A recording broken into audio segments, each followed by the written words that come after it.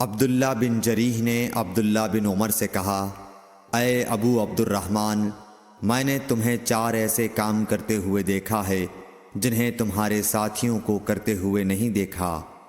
وہ کہنے لگے، اے ابن جریح وہ کیا ہیں؟ ابن جریح نے کہا کہ میں نے طواف کے وقت آپ کو دیکھا کہ 2 یمانی رکنوں کے سوا کسی اور رکن کو آپ نہیں چھوتے ہو۔ دوسرے میں نے آپ کو سبتی جوتے پہنے ہوئے دیکھا، اور تیسرے میں نے دیکھا کہ آپ زرد رنگ استعمال کرتے ہو، اور چوتھی بات میں نے یہ دیکھی کہ جب آپ مکے میں تھے لوگ ذی الحج کا چاند دیکھ کر لبیک پکارنے لگتے ہیں اور حج کا احرام باندھ لیتے ہیں، اور آپ 8ویں تاریخ تک احرام نہیں باندھتے۔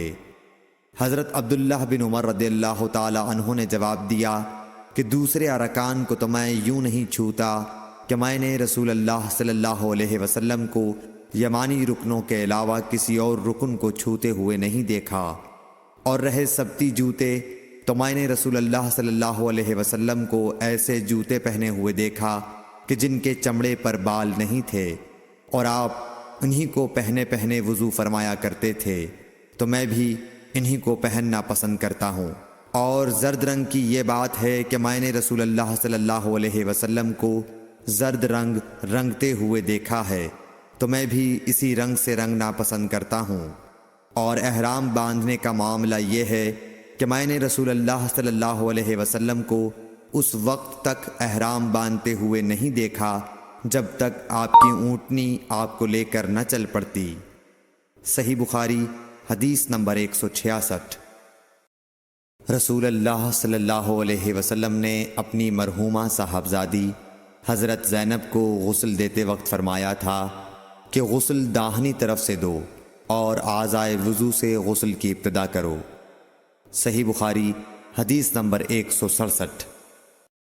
ام المومنین حضرت عائشہ رضی اللہ تعالی عنہا فرماتی ہیں کہ رسول اللہ صلی اللہ علیہ وسلم جوتا پہننے، کنگھی کرنے، وضو کرنے اور اپنے ہر کام میں داہنی طرف سے کام کی ابتدا کرنے کو پسند فرمایا کرتے تھے۔ صحیح بخاری حدیث نمبر 168۔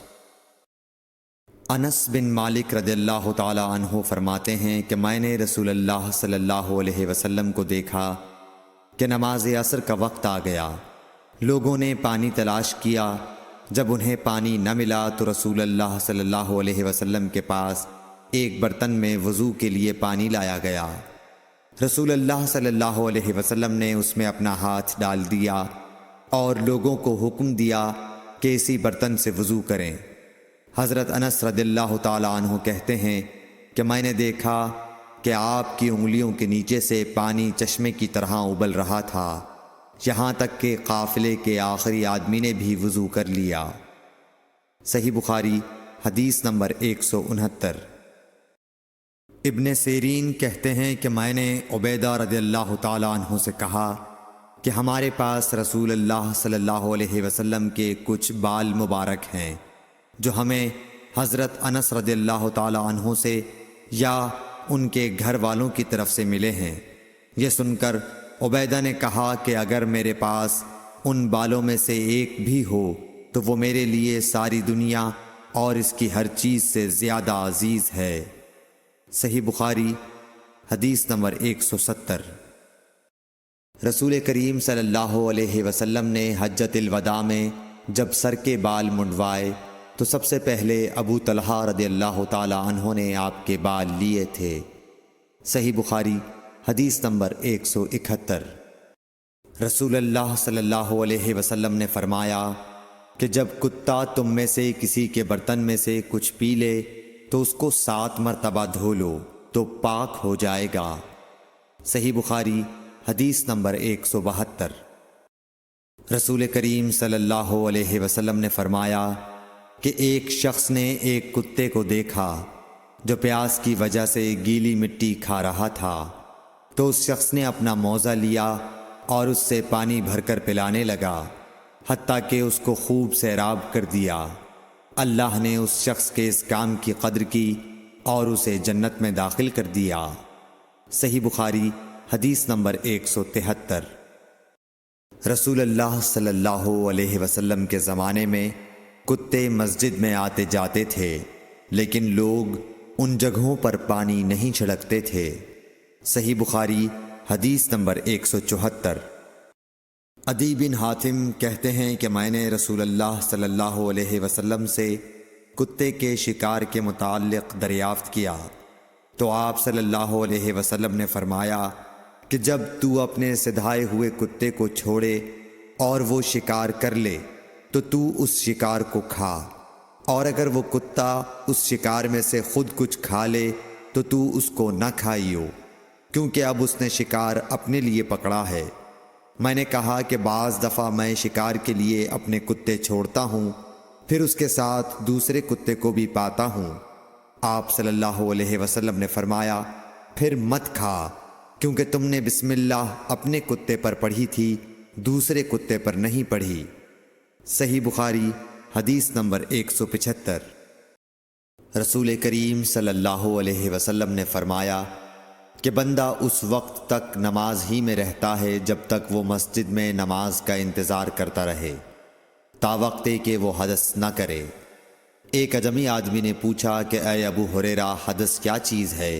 انہوں نے فرمایا کہ ہوا جو پیچھے سے خارج ہو، جسے عرف عام میں گوز مارنا کہتے ہیں۔ صحیح بخاری حدیث نمبر 176۔ رسول اللہ صلی اللہ علیہ وسلم نے فرمایا کہ نمازی نماز سے اس وقت تک نہ پھرے جب تک ریح کی آواز نہ سن لے یا اس کی بو نہ پالے۔ صحیح بخاری حدیث نمبر 177۔ حضرت علی رضی اللہ تعالی عنہ نے فرمایا کہ میں ایسا آدمی تھا جس کو سیلان مزی کی شکایت تھی، مگر رسول اللہ صلی اللہ علیہ وسلم سے دریافت کرتے ہوئے مجھے شرم آئی، تو میں نے ابن الاسود کو حکم دیا۔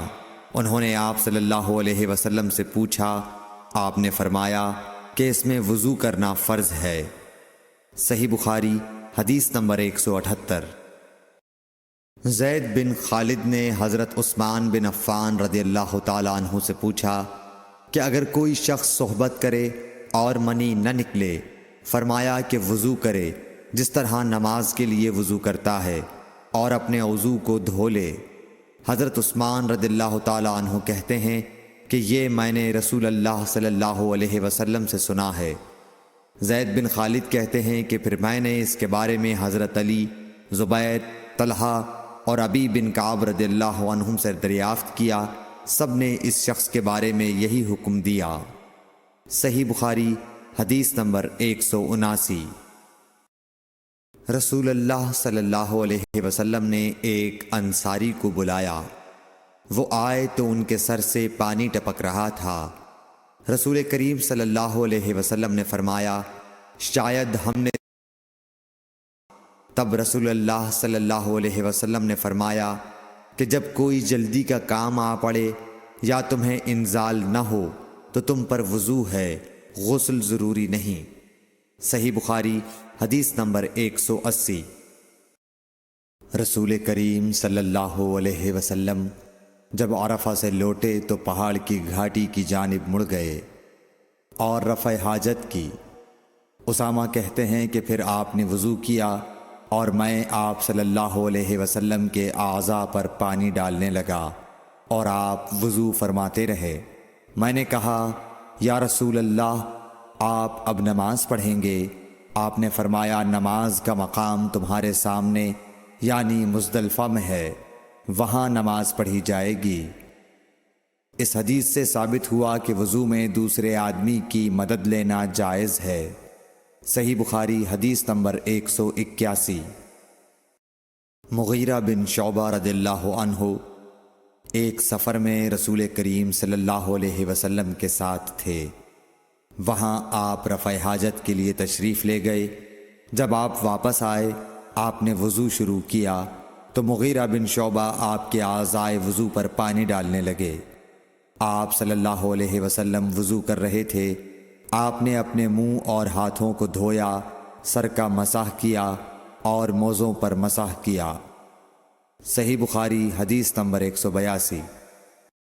عبداللہ بن عباس رضی اللہ تعالی عنہ نے رات رسول کریم صلی اللہ علیہ وسلم کی زوجہ مطہرہ اور اپنی خالہ میمونہ رضی اللہ عنہا کے گھر میں گزاری۔ وہ فرماتے ہیں کہ میں تکیے کے عرض یعنی گوشے کی طرف لیٹ گیا اور رسول کریم صلی اللہ علیہ وسلم اور آپ کی اہلیہ نے معمول کے مطابق تکیے کی لمبائی پر سر رکھ کر آرام فرمایا۔ رسول اللہ صلی اللہ علیہ وسلم سوتے رہے، اور جب آدھی رات ہو گئی یا اس سے کچھ پہلے یا اس کے کچھ بعد آپ بیدار ہوئے اور اپنے ہاتھوں سے اپنی نیند کو دور کرنے کے لیے آنکھیں ملنے لگے۔ پھر آپ نے سورہ آل عمران کی آخری 10 آیتیں پڑھیں۔ پھر ایک مشکیزے کے پاس جو چھت میں لٹکا ہوا تھا آپ کھڑے ہو گئے اور اس سے وضو کیا، خوب اچھی طرح، پھر کھڑے ہو کر نماز پڑھنے لگے۔ ابن عباس رضی اللہ تعالیٰ عنہ کہتے ہیں میں نے بھی کھڑے ہو کر اسی طرح کیا جس طرح آپ نے وضو کیا تھا۔ پھر جا کر میں بھی آپ کے پہلو مبارک میں کھڑا ہو گیا۔ آپ نے اپنا داہنا ہاتھ میرے سر پر رکھا اور میرا دایاں کان پکڑ کر اسے مروڑنے لگے۔ پھر آپ نے 2 رکعتیں پڑھیں، اس کے بعد پھر 2 رکعتیں پڑھیں، پھر 2 رکعتیں پڑھیں، پھر 2 رکعتیں پڑھیں، پھر 2 رکعتیں پڑھیں، پھر 2 رکعتیں پڑھ کر اس کے بعد آپ نے وتر پڑھا اور لیٹ گئے۔ پھر جب مؤذن آپ کے پاس آیا تو آپ نے اٹھ کر 2 رکعت معمولی طور پر پڑھیں، پھر باہر تشریف لا کر صبح کی نماز پڑھی۔ صحیح بخاری حدیث نمبر 183۔ اسماء بنت ابی بکر کہتی ہیں کہ میں رسول اللہ صلی اللہ علیہ وسلم کی زوجہ محترمہ عائشہ رضی اللہ تعالی عنہا کے پاس ایسے وقت آئی جب کہ سورج کو گہن لگ رہا تھا اور لوگ کھڑے ہو کر نماز پڑھ رہے تھے۔ کیا دیکھتی ہوں وہ بھی کھڑے ہو کر نماز پڑھ رہی ہیں۔ میں نے کہا کہ لوگوں کو کیا ہو گیا ہے، تو انہوں نے اپنے ہاتھ سے آسمان کی طرف اشارہ کر کے کہا سبحان اللہ۔ میں نے کہا کیا یہ کوئی خاص نشانی ہے؟ تو انہوں نے اشارے سے کہا کہ ہاں، تو میں بھی آپ کے ساتھ نماز کے لیے کھڑی ہو گئی۔ آپ نے اتنا قیام فرمایا کہ مجھ پر غشی طاری ہونے لگی اور میں اپنے سر پر پانی ڈالنے لگی۔ جب رسول اللہ صلی اللہ علیہ وسلم نماز سے فارغ ہوئے تو آپ نے اللہ کی حمد و ثنا بیان کی اور فرمایا آج کوئی چیز ایسی نہیں رہی جس کو میں نے اپنی اس جگہ نہ دیکھ لیا ہو، حتیٰ کہ جنت اور دوزخ کو بھی دیکھ لیا، اور مجھ پر یہ وحی کی گئی ہے کہ تم لوگوں کو قبروں میں آزمایا جائے گا، دجال جیسی آزمائش یا اس کے قریب قریب۔ راوی کا بیان ہے کہ میں نہیں جانتی کہ اسماء نے کون سا لفظ کہا۔ تم میں سے ہر ایک کے پاس اللہ کے فرشتے بھیجے جائیں گے اور اس سے کہا جائے گا کہ تمہارا اس شخص یعنی محمد صلی اللہ علیہ وسلم کے بارے میں کیا خیال ہے؟ پھر اسماء نے لفظ ایماندار کہا یا یقین رکھنے والا کہا، مجھے یاد نہیں۔ بہرحال وہ شخص کہے گا کہ محمد صلی اللہ علیہ وسلم اللہ کے سچے رسول ہیں، وہ ہمارے پاس نشانیاں اور ہدایت کی روشنی لے کر آئے، ہم نے اسے قبول کیا، ایمان لائے اور آپ کا اتباع کیا۔ پھر اس سے کہہ دیا جائے گا کہ تو سو جا، در حال یہ کہ تو مرد صالح ہے اور ہم جانتے تھے کہ تو مومن ہے، اور بہرحال منافق یا شکی آدمی۔ اسماء نے کون سا لفظ کہا مجھے یاد نہیں۔ جب اس سے پوچھا جائے گا کہے گا کہ میں کچھ نہیں جانتا، میں نے لوگوں کو جو کہتے سنا وہی میں نے بھی کہہ دیا۔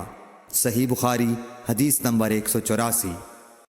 ایک آدمی نے عبداللہ بن زید رضی اللہ تعالی عنہ جو عمرو بن یحییٰ کے دادا ہیں سے پوچھا کہ کیا آپ مجھے دکھا سکتے ہیں کہ رسول اللہ صلی اللہ علیہ وسلم نے کس طرح وضو کیا ہے؟ عبداللہ بن زید رضی اللہ تعالی عنہ نے کہا کہ ہاں۔